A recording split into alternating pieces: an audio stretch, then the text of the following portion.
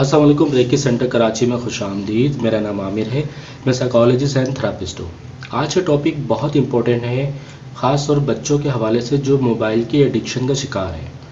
अब मोबाइल के एडिक्शन का शिकार की पहली जो उनकी वजूहात होती हैं वो उनके पेरेंट्स ही होते हैं, जो कि उनके सामने लेके मोबाइल यूज़ करते हैं, उनके सामने लेके गुफ्तगू करते हैं, उनके सामने लेके ही यूज़ कर रहे होते हैं, जिसकी वजह से बच्चा 2 साल से 1 साल की उम्र से ही वॉच कर रहा होता है कि हमारे पेरेंट्स कर क्या रहे हैं, वो कौन सी डिवाइस है जो उनके हाथ में है और वो इतना बिजी हैं, स्केजुअल है और हाथ से वो स्क्रॉल कर रहे हैं।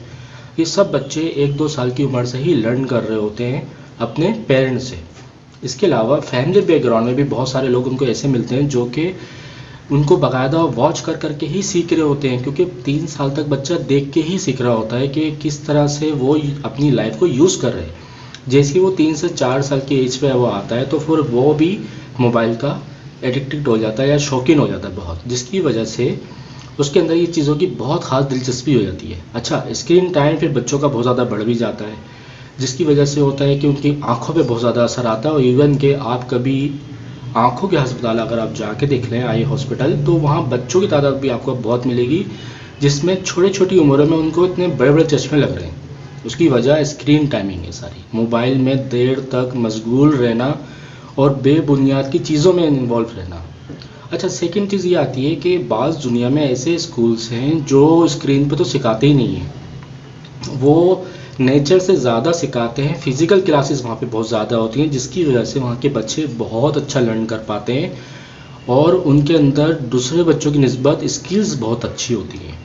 और वहाँ उन स्कूलों में प्रोजेक्टर स्क्रीन पे नहीं पढ़ाया जाता, फिज़िकल बेसिस पे ज़्यादा क्लासेस होती हैं। अगर आप दुनिया में कुछ काबिल एहतराम लोगों को देखें तो वो भी अपने बच्चों को 16-16 साल की एज तक मोबाइल फ़ोन नहीं देते, जिसकी वजह से उनके बच्चों के अंदर बहुत अच्छी आपको स्किल्स और एट्रीब्यूशंस नज़र आती हैं जो उनकी फैमिली के लिए बहुत काबिल एहतराम होती हैं।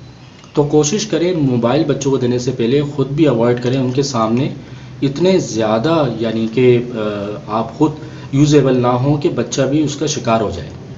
अक्सर ये माएँ कर रही होती हैं, ख़ुद मसरूफ़ रहने के लिए बच्चों के हाथ में ख़ुद मोबाइल दे देती हैं, जानती हैं, मानती हैं कि ये चीज़ गलत है, लेकिन फिर भी वही मिस्टेक को बहुत ज़्यादा इस्तेमाल कर रही होती हैं, जिसकी वजह से बच्चा उनका बहुत ज़्यादा शिकार हो जाता है।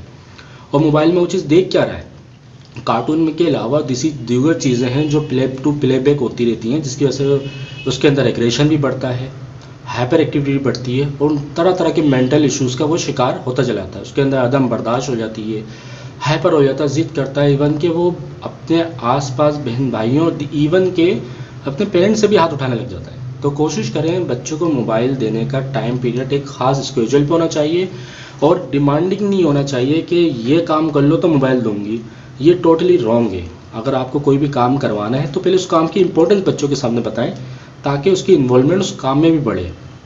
अब इससे कैसे बचा जाता है, इसकी कुछ पॉइंट्स हैं। सबसे पहले आया था सेल्फ कंट्रोल। सबसे पहले तो देखिए पेरेंट्स अपना सेल्फ कंट्रोल को बढ़ाएं कि किस तरह से हम अपने बच्चे को रोक सकते हैं और किस तरह हमारा टाइम पीरियड बाकायदा बनाकर अपने बच्चे को डिस्कस किया जाए कि किस टाइम मोबाइल मिलेगा, किस टाइम मोबाइल नहीं मिलेगा।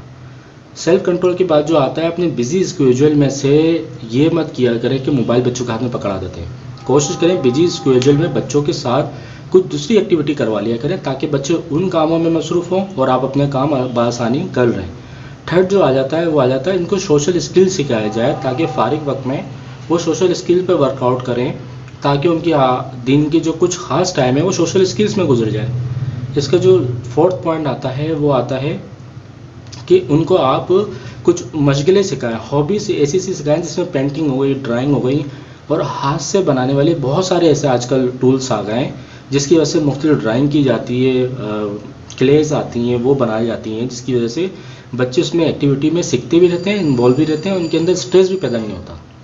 इसकी जो लास्ट पॉइंट है वो ये है, लंच और डिनर के टाइम टीवी के सामने ना बैठें। अगर आपके पास स्पेस नहीं है ज़्यादा कमरों की, तो आप क्या करें, जो टीवी रखा हुआ है उसके ऊपर एक आप कपड़ा डाल दें। अगर आप उसके ऊपर कोई कपड़ा या ढाप देते हैं टीवी को, तो टीवी का जो अक्स होता है वो हमारे सामने नहीं होता, जिसकी वजह से हम एडिक्ट ज़्यादा नहीं हो रहे होते कि इसको ऑन कर लें, इसको देख लें, इसको खोल लें। तो कोशिश करें लंच और डिनर के टाइम मोबाइल और टीवी से अवॉइड करें।